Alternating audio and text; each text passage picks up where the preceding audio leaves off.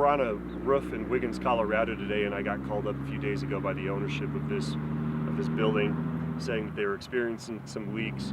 They've been chasing them over the past few years, and they identified the roof as a membrane roof with ballast over the top of it.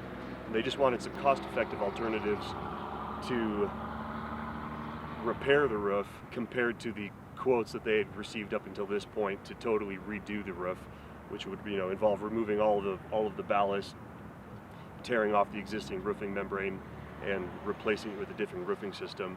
I came in with a game plan of how we would go about approaching that, because with typical membrane roofing systems that have ballast on top of it, they're held down by the ballast or the gravel or the rock, the river rock that's on top of them.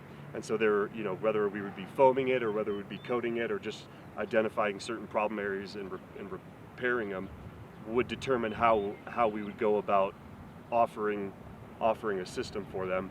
When I got up here though, the foam gods were smiling down on top of us, because what they thought was a membrane ballast roof system is actually a foam and gravel roof system, and we're very familiar with it. The roof's about 30 years old, and actually for how old the roof is and for how much the roof was neglected or not taken care of over those 30 years, it's actually in pretty good condition. I'm surprised it's not leaking in more spots than it is. The best part about the existing foam and gravel system that they have, it's going to be much more cost effective than tearing it off and replacing it with a different roofing system. So what we can do is, what we've done in the past, is remove all of the gravel or all of the crushed gravel that we see on the roof, and we can actually reuse it. We can identify problem areas. If they're totally moisture saturated, we'll take them all the way down to the substrate. And then at that point, we just really focus in on all of the detail areas. At that point, we can just rock and roll. We can just move the gravel from one side of the roof to the other, spreading it out evenly so that there's no structural issues.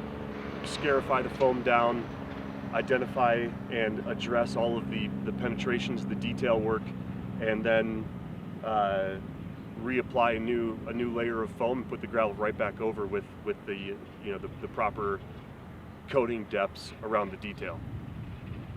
So this building was used as a potato storage back when it was built in the 1960s, which is indicative of why they were probably using foam at the time, because moisture and temperature control is really big with potato storage. For 30-year-old foam roof, you can see on this ridged part that the coating's actually held up really well. There's just a few spots where the two roofs meet that we need to identify, because maybe some bird pecking or some wear and tear from traffic.